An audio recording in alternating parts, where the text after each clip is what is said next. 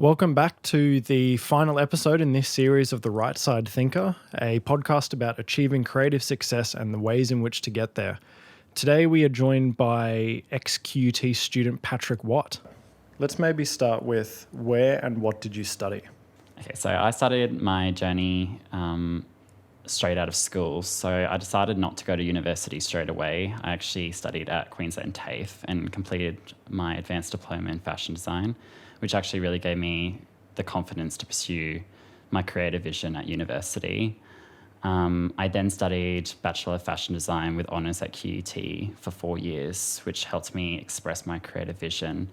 And I really think it helped me truly learn who I am as a designer and focus on a vision.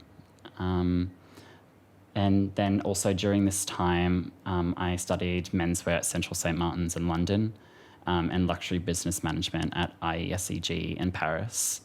So I believe what helped me in getting these degrees was my pure ambition to showcase my best work and express my style as who I am as a designer. But fashion is also a business and it can be very competitive. And I drive certainly in the business world to get ahead and to be able to offer the best possible products for my clients.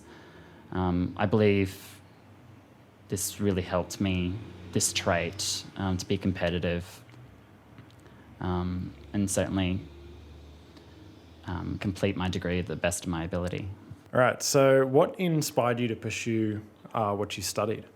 I pursued fashion from a really early age. I was also always interested in how a person can change themselves and how people engage with you just by what you're wearing. One of my biggest inspirations in the fashion industry would be Giorgio Armani. He's an extremely intelligent businessman with an understanding of how people work and what is needed for their lives and how they will perform in them. He really sets the standard in the industry, and I always looked up to him to be out. I always looked up to him of his aesthetic and how he promotes the importance of design and innovation. But also, the Armani brand is all about lifestyle. It brings luxury into people's lives, with things being made beautifully and luxuriously. Another factor of why I wanted to pursue fashion design, I was also always drawn to more structured garments in my own personal style and everyday dressing. I loved being able to mold clothes and create an illusion on the body to tell a story through fashion. Our world treats you differently, which is a bit sad, but when you put on a suit, they have more respect just by a garment that you're wearing, which I think is really fascinating. And the amount of details and possibilities in tailored garments interests me. The amount of work that goes into a suit, for example, all combined to create something uniquely your own. I love being able to have my own stamp on a person's life. Yeah. So can you tell us a little bit about your career journey so far?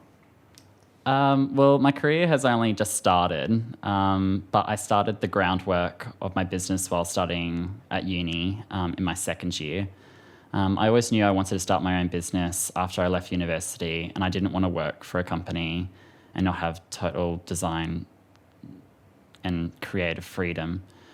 During my study, I worked for Giorgio Armani, Gucci, and Brooks Brothers, which are leaders in the menswear market.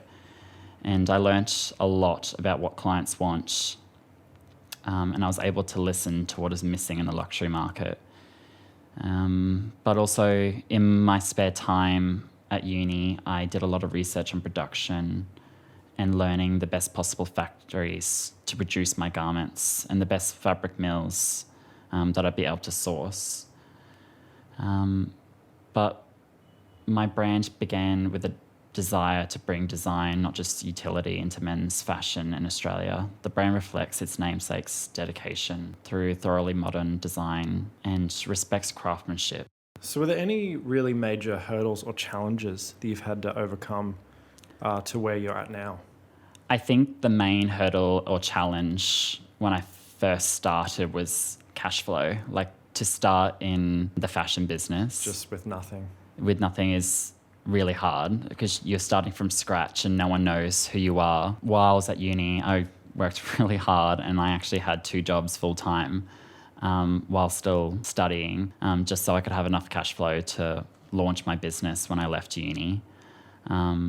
However, saying that fashion is expensive, it's true.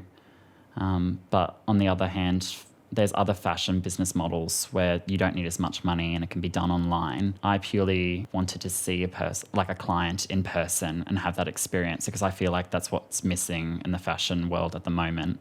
Because I'm not a big fan of fast fashion and how customer service today is more of just a transaction when it's in a larger department store or if you go to Zara or H&M. And I wanted to make it more personal like it used to be. Were tailor-made suits sort of where you always saw yourself falling? Or when you started at university, did you see yourself sort of ending up in a different area of the fashion industry? I was always interested. I felt like before, like when I was really young and I was looking at fashion, I was always interested in things that had a stronger look and they were more padded. Something a bit bolder. Yeah, but I feel like a lot of people, when you say suits, they think it's quite boring, but then that's what I wanted to change. I wanted to make it a younger aesthetic. So yeah, my personal style really reflected how I felt my career was going to foresee. Yeah. Awesome. Is there any bits of advice that you'd give to your younger self? This could be in university, coming out of high school, or all the way back into middle school? I think the only advice that I'd give my younger self is to always listen to my own ideas and my own instinct. I do much better when I can control that image I want to create. But of course, you should always listen to other people's opinions, but don't let them persuade you into creating something that's not your style. And probably another thing is to learn how to say no and challenge people's ideas on your work, even your lecturers. Don't always say yes to them. You should always just have your own opinions. And maybe if you really express your ideas to a lecturer or anyone in the public, their opinions may change. So what would be the 3 things, say, mantras that you live by? I think the first one is life is in the details. So I feel I've always been a perfectionist in my work. And I think that's what makes a garment luxurious, is it's in the detail. I think I'm a bit crazy about it. I look at the finest things like the zips and buttons and what thread was used and the fabric quality and so on. That makes a huge difference. Even if a client doesn't understand those details and they don't even see them, I think when you put on a good quality garment, you can just feel it straight away. And then probably the next thing is never judge a book by its cover. I think that's a huge one for me, especially in retail. I had this one client when I was working for Armani, and he came in and he just wanted perfume. And I thought, okay, this is a small sale. He was a young guy, so you don't really think anything of it. You just want to put through the sale. But then I started to show him the collection just for fun, just to show him around the store and tell him about the brand history and the aesthetic of Giorgio Armani. So I started to show him a few coats, and there was one coat which was a most expensive one, and it was a cashmere and silk blend jacket with fox fur details.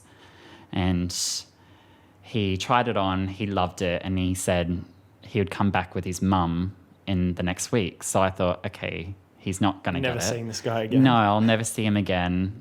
And then he came back with his mum actually a week later, which I was really surprised about. And he tried it on and he said, what do you think? And she said, she's like, I love it. It's like everything. And the coat was $22,000 and she bought it for her 18-year-old son. Wow. So I think that's a huge one. I get guys come into my business and they're a tradie or they're they're in ESC or they're in Harvey. They're ages away. The furthest thing from Yeah, fashion. from the fashion world, but they're willing to look good for this one event. Or so yeah, don't judge. And then the last thing would be to just always trust your first instinct.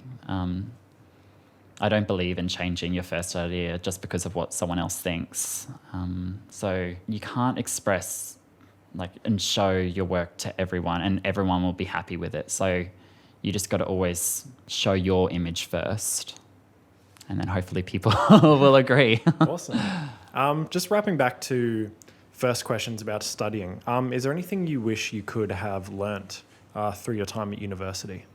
I think one of the biggest things at university is it's more creative drive, and it's more about the theory of fashion. So me coming from a background at TAFE and learning the construction and details and fabric, I think that's really helped me in university because that wasn't taught a lot. It was more about the theory. So I felt quite sorry for the people who didn't have any background in sewing or construction. And you could see them sitting at the sewing machine and being really frustrated because they couldn't get their creative vision out. So having those practical skills, yeah, I reckon would have really helped. Definitely. Yeah. Okay, awesome. Well, thanks for taking some time to talk with us. Thank you.